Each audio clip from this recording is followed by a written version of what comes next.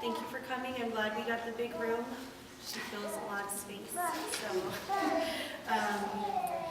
all right. We're going to do the best we can, the three of us. And so bear with us because, you know, it's tough. But thank you for coming. We love you all very much. And we're going to start by reading a poem. Ooh. Like Brittany said, let's get this party started. We're going to read a poem from Henry Van Dyke called Gone From My Sight.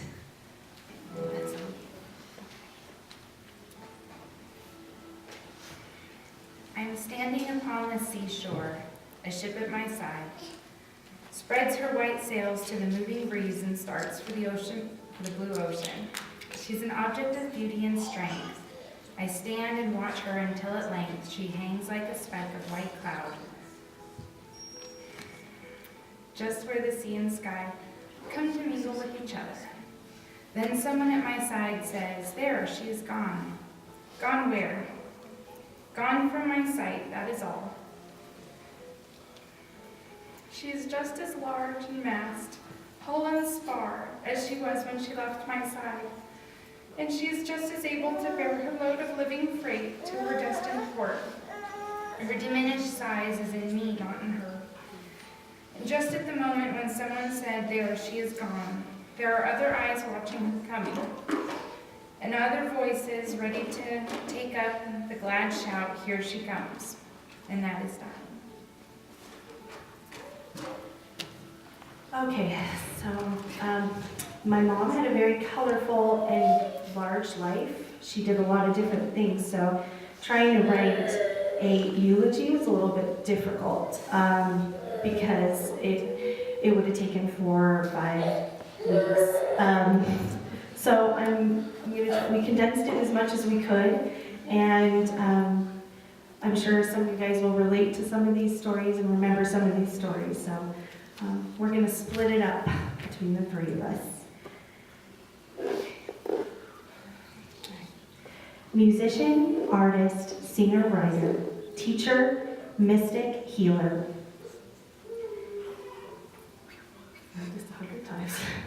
Spiritual leader, clown, seamstress, cook, baker, sailor, navigator, archer, hang glider, world traveler, hiker, camper, skier, daughter, mother, grandmother, sister, aunt, co-worker, friend, companion, and fighter. These are just a few of the key words to describe the individual we are gathered here together to remember today. Marcy Rene Gillihan was born in the early fall of '55 in Fairbanks, Alaska, to entertainers and socialites, Harry and Darlene Gillihan. From the beginning, Marcy was unique, to say the least, made up of a tapestry of art, beauty, music, and a special sort of quirkiness not found in many individuals. With an Irish smile, piercing blue eyes, and her long, reddish-brown hair, those around her watched as she walked to a beat of a different drum. She always viewed the veils of the mortal existence from a different perspective. Those that knew her and knew her well often feel she walked with one foot in this world and one in the next, being able to embrace the beauty of the unknown and face every challenge with a recipe of humor and courage. From land to sea and life to death, she was practically magical in every way. At 15, she embraced a love for music. After her father bought her a $5 guitar, and 43 years later had introduced to us a final book of lyrics. Some she wrote and some she borrowed, and entertained us with a collage of musical stories and experiences, including privately recorded demos and ensembles with Dizzy Gillespie, Seals and Croft, and Cat Stevens. She loved animals in all shapes and sizes, with no real preference, considering them her most faithful of companions, never leaving her side even until she took her final breath. Animals would find their way to our door, knowing instinctually they would be taken care of.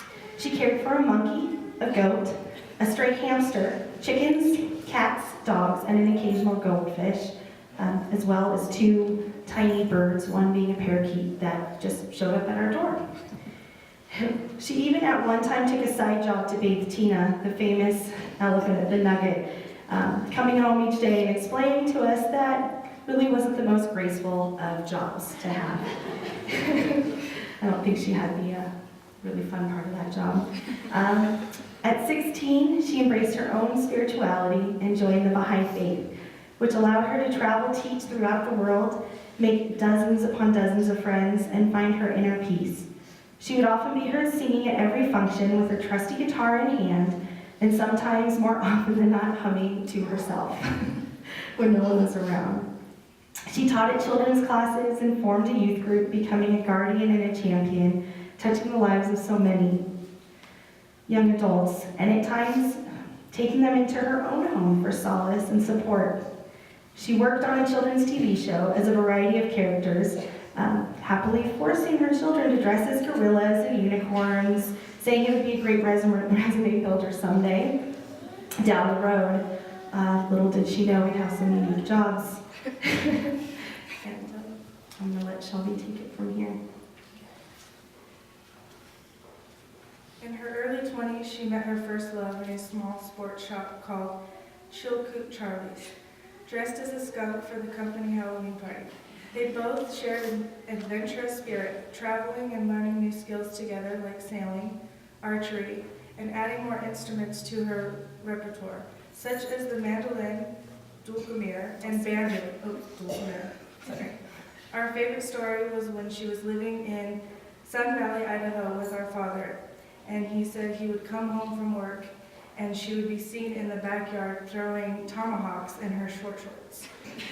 With her trusty pet goat, Clementine, not far from her side, they moved to Ely, where she started a t-shirt shop, and after a few short years, she began the new adventure of motherhood, raising 2 daughters and instilling in us a love of music. She started this early as she would sit with her belly facing the stereo so we could hear the sounds. Afraid we would grow up without a real sense of rhythm, together they would take us to bluegrass festivals, concerts, and be heard playing and singing until the sun came up with their friends, all the while keeping us entertained by duct taping 2 spoons together and saying to us it was our own one-of-a-kind, custom-made instrument. After parting ways from her husband many years later, she started the next chapter of her life, with moving to a new home and a trip to Disneyland. She continued to raise us as a strong single mother, working multiple jobs and earning her associate's degree as a paralegal. She added to her mother role by also helping to raise her young niece, Shelby, who was just as much as a daughter as her own girls. Together they would share some fun and challenging years, like the Christmas morning we were waiting for her famous Dutch pancakes. When the home started to fill with 2 feet of bubbles from her putting too much soap in the washing machine.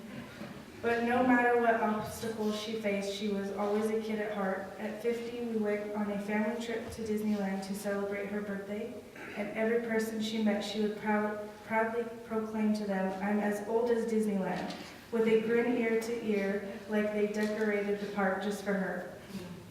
At 52, she received an early diagnosis of a rare and aggressive form of breast cancer. We sat together as a family and not a single tear was shed, as well embraced this together with strength and courage, just as every challenge before. Her illness was treated with a mastectomy, followed by a very busy couple of years of chemo, radiation, recovery, and reconstructive surgery.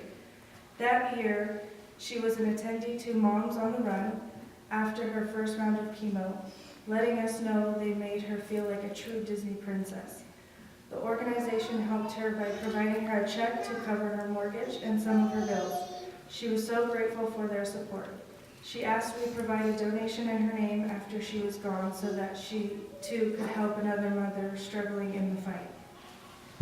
Those around her watched as the ensemble of compassionate and through doctors, nurses, and oncologists guided her through each delicate step. Marcy persevered with great courage, never doubting for a minute the battle could be lost, calling her the poster child for cancer, never falling to the typical side effects. After losing her hair, she would explain she finally was able to get that perfect shade of red she had always wanted, with the ever-growing collection of various wigs colors, and cuts, she kept her family and coworkers on their toes.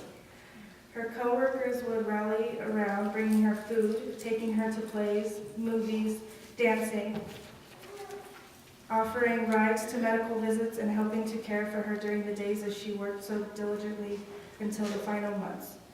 She was so grateful for all her coworkers and friends, and in 2011, she donated to a Mexican orphanage where her coworker delivered her donation with due diligence, sending her a picture that said, "Gracias, Marcy," from all the children. In 2012, after a mishap at work where she fell on her hip, cancer once again returned as it metastasized in her femur due to a scratch on the bone thought to be a result of a fall. This brought about a slew of follow-up exams, MRI scans, PET scans, CT scans, and x-rays. The results showed the cancer had rapidly progressed in the sacral bone region as well as in the lungs and the liver. After an emergency room visit on July 20th, Marcy was admitted for a week before being informed that her chemo treatment would be discontinued, and then quickly she was whisked away into hospice care. Even through all of this, she kept her sense of humor and enjoyed the little things, like when she was told her platelets were too low for chemo, and without knowing what to say, Courtney stated, "Let's go to Swenson's." She ate a double-decker ice cream that day and smiled and savored every single bite. Even when her coordination and eyesight began to fail, and we offered to help feed her, she would say, "Oh, this is so much easier," and laugh. She smiled until her final hours in her sleep and ate ice cream until she could no longer do so. The days leading up to her passing, we worked hard as a family, maintaining the home, caring for the pets, providing comfort, prayers, and music. The flood of visitors kept her grinning, and she held on until the very last call came through from one of her dearest and oldest friends, who called from a pier in Alaska, telling her jokes while she quietly gasped for breath. We kissed her gently and let her know it was time to let go. As she passed, she joined her Aunt Patricia, her father, uncle, and grandmother, as well as her many friends she's lost in her time in our realm. At age 58, on August 20th, 2014, she passed away peacefully at 9:45 a.m. after a 7-year battle with cancer, surrounded by her daughter's niece, sister, and mother. Marcy fought hard and she fought proud. Never a complaint to be had, and in her final days was overcome with the graciousness and peace so rarely seen. She was a richly authentic woman who touched many lives and always referred to her transformation to that of a butterfly. She would say they have a magical quality to them, appearing so ethereal and fragile, yet so beautiful and strong. She will be missed by so many as she took her final flight, and we hope she will serve as an inspiration to those who fought alongside her for so many years. Whether she was making chocolate chip pancakes, reading your tarot cards, singing in prayer, sharing elaborate and sometimes unbelievable stories, laughing with you, providing her famous Marcy hug, comforting you in solace, or joining you in travel, she was always a light in our lives. And as every story has an end in life, every end is a new beginning. Life works out the way it's supposed to. And she would always say, the world's a stage. The hotter the fire, the purer the gold. We're all performers, mystic healers, and walking angels. She made herself a hollow reed so she was a clear channel through which God's love would flow. Without her, the world seems a bit dimmer. But never doubt for a minute she isn't watching, guiding, and whispering to you when you need it most. She loved you all so much until her final breath and was so thankful for your love and support. And she would say, everyone who needs to be there will be there, as you are all here today. We are certain she's smiling in heaven with glittery shoes, an umbrella, and a butterfly on her shoulder, no longer in pain and finally at peace. Aren't we all one-day butterflies, not aware of time, searching for partners or honey until death kisses us? Then in his arms, tenderly rocked, waiting for a new chance to fly away again and join the dance for the one day butterfly.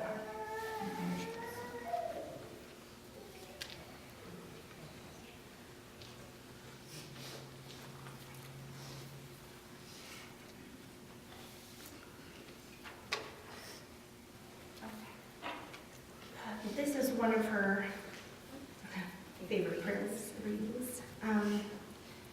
Oh God, make me a hollow reed, from which the pith of self hath been blown, so that I may become as a clear channel through which thy love may flow to others. I have left behind me impatience and discontent. I will shape no more of my lot. I commit myself wholly into thy hands, for thou art my guide in the desert, the teacher of my ignorance, the physician of my sickness. I am a soldier in my king's army. I have given up my will to him, and my life to dispose of as he may please. I know not what fate thou dividest for me, nor will inquire or seek to know. The task of the day suffices for me, and all the future is thine. Thou changest weakness to strength, doubt to faith, perplexity to understanding. When I am fit to bear the burden, thou wilt lay it on my shoulders. When I am prepared to take thy field, thou wilt assign me a place in the army of light. Now I have no other duty than to equip myself for thy service, with eagerness and patience, with hope and gratitude. I bend to the task of the hour, lest when the call comes, I be finally unready. So now we'd like to ask Roya to come up and chant, since Mom loved that so much.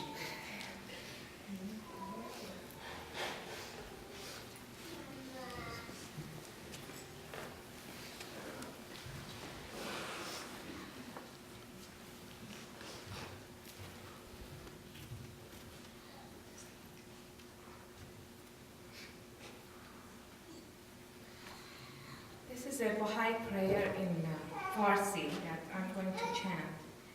And basically it's we are asking God to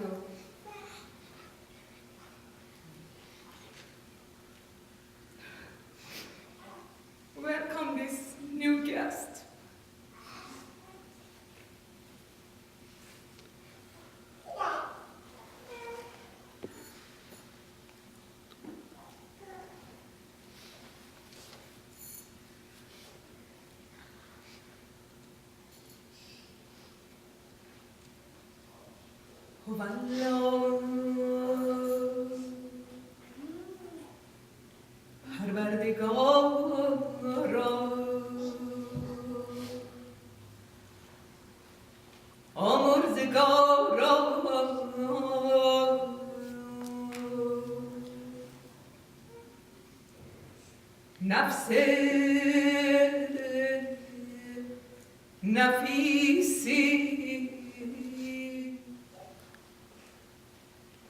و از خاکدان فانی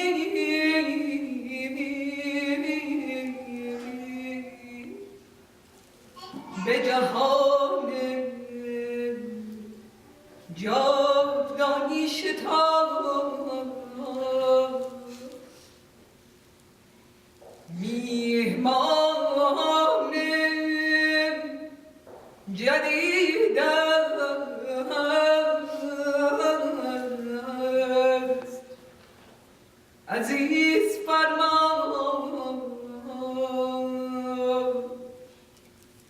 بنده قدیم است خلعت بدی عطا فرما ای بی نیاز بیامرز و بنواز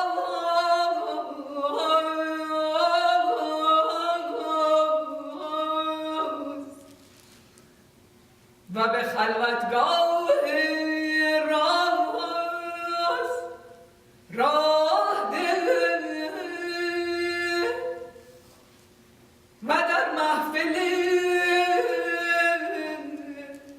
تجلی همدم و دمساز نما توی دهنده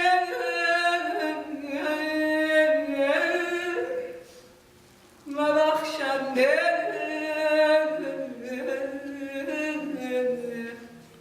و مهربان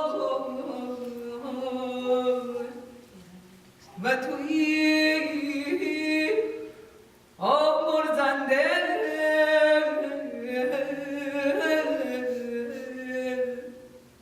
و نوازنده و توانا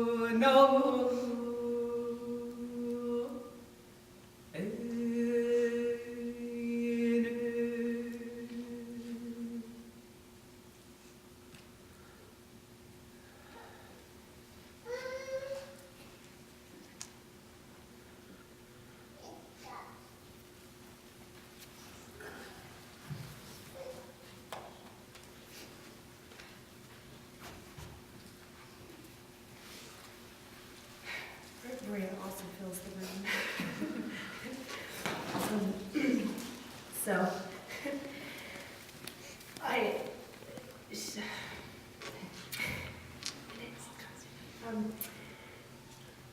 my mom was surrounded by a lot of beautiful, wonderful people. And she left us entirely to her. She was stubborn. She refused to accept her height. She loved her pets more than anything, really.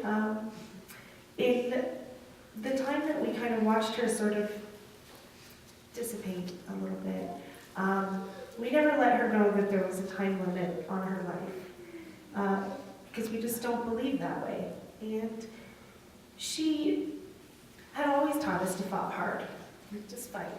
And nobody's going to tell you any different. You're going to be who you want to be, and you're going to live a full life. And try everything once, experience it once. Don't cast judgment. Be loving, be kind, and always, always embrace music. She was magical in so many ways.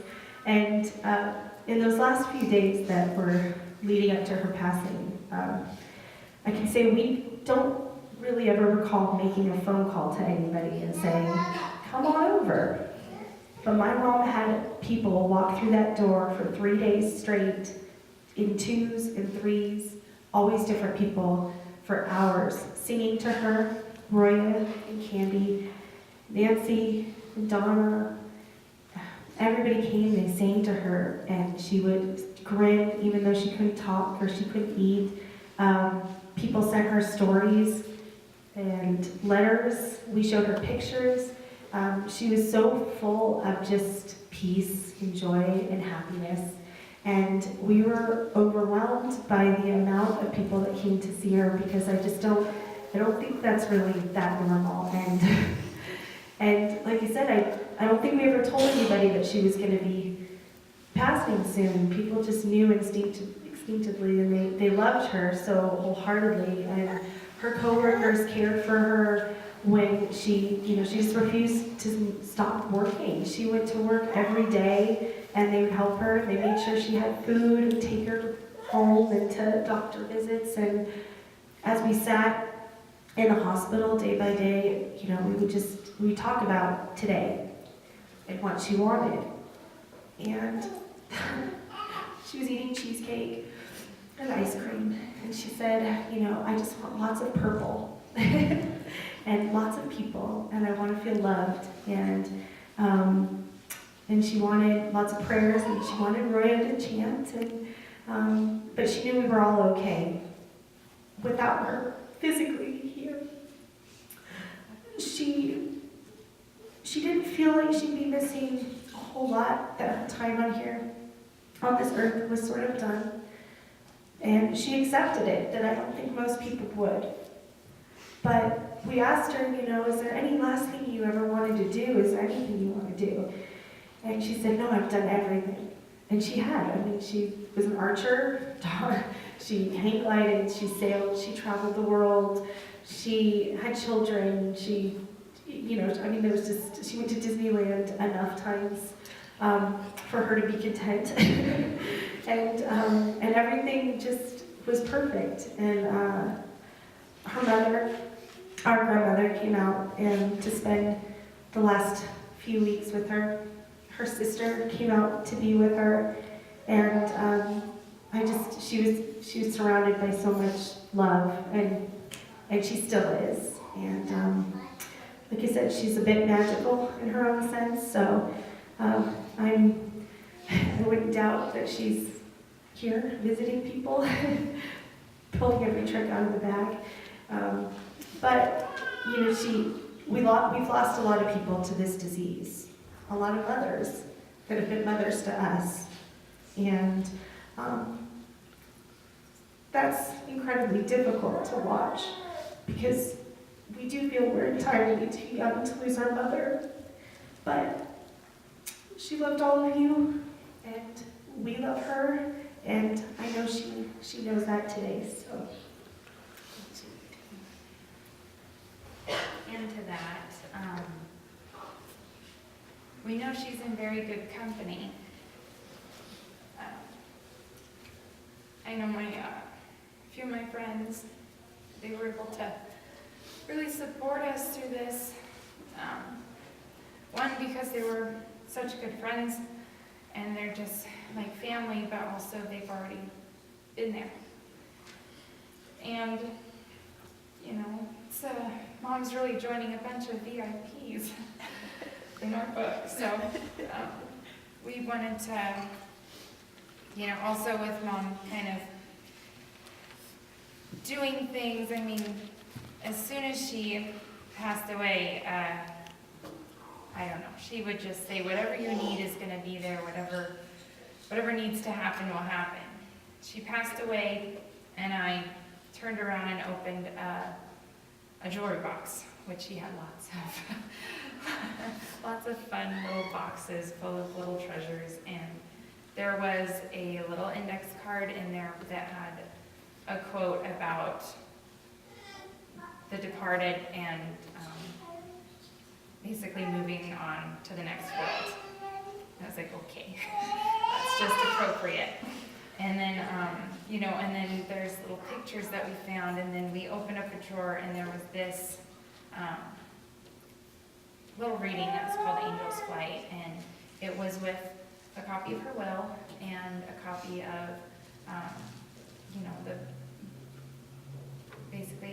Baha'i burial, what to do, and she was just such a true Baha'i through and through, and had so many stories, which I know a lot of you know, but she was like such a trailblazer. I wanted to kind of mention a few things about what she did, and I know for the Baha'is, especially, youth coming up, when Mom would host youth retreats, she would tell us about, her stories with Ruhia Kanum, and, telling us not to be picky eaters if you're ever traveling to a foreign country. You eat what they give you, and you really can't refuse those sort of things. If Ruhia Kanum is telling you, and then telling your kids that, it's, you just eat what's for dinner. And then, our grandma shared, she would tell us about, meeting the hands of the cause of God and Mr. Fazy. And our grandma said that when Mr. Fazy came to Alaska, Mom was just at everything and every gathering and fireside, and the same with Ruhia Kanum. And when he left, he told my mom, "Don't worry, I'll be back." And when he, I think it was a few years later, he came back, and waiting at the airport was my mom, and he walked, and there's all these people to greet him, and, he was such a prominent figure in the faith at that time, and still now, he's, one we hear stories about, and he just walked right past everyone, and went up to my mom, and he said, "I told you I'll be back," put his arm around her and walked off. So kind of leaving everyone in the dust, and there was a picture that we found, which was really fun. It's titled on the back, Hand of the Cause, Mr. Fazy and his assistant, Renee. So, she just had just such a rich history, and she told us, every day she told us until she couldn't, and she just had such a full life and such a fun life, and she just was so appreciative of it all. And she was just so full of love, and I think everybody who met her knew that. She was just this little light, and so yeah, I know that she's joining a lot of really special people, and we'll miss her quite a lot, but we also knew that whenever she was ready, she would be ready, and she would be leaving us because she knew where she was going, and she was excited. So, I'll read this in tribute to her and everyone else that's gone before her. It's called The Angel's Flight. Sparkling running water and beams of glowing light. As I am now on my angel's flight, warmth all around me and whispers of tears. Please do not be sad, for I have no fears. As promised loved ones who passed before me walk slowly to be my guide, and now I am a part of them, who look down on all of you with overwhelming pride. And in hard times of life, we will be angels at your side. So please live life to its fullest extent and hold to your heart's precious memories, for they are truly heaven sent. And we will continue to walk slowly in God's guiding light, so that one day we will guide you on your angel's flight.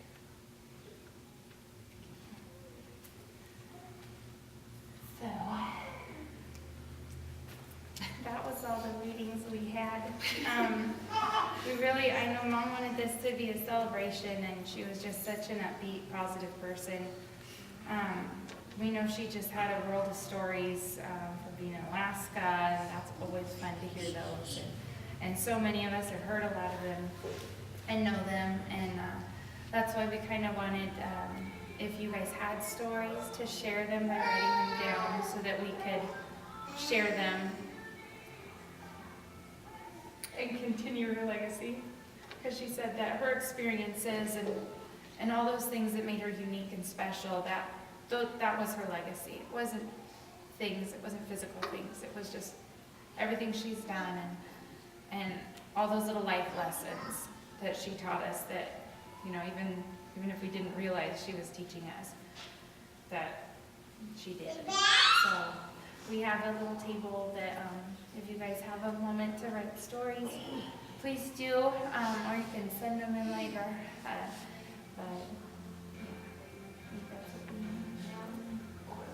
what do you think?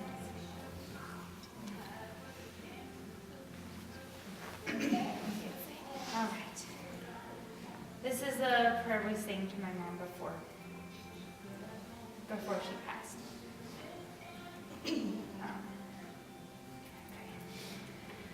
Oh Lord, my God, open now the doors, prepare the means, make safe the path, and pave the way, for verily thou art the help in peril, the self-subsisting. Yabahawalapa, Yabahawalapa, Yabahawalapa. Please God, they may achieve it, they shall not fail. That's enough time for us.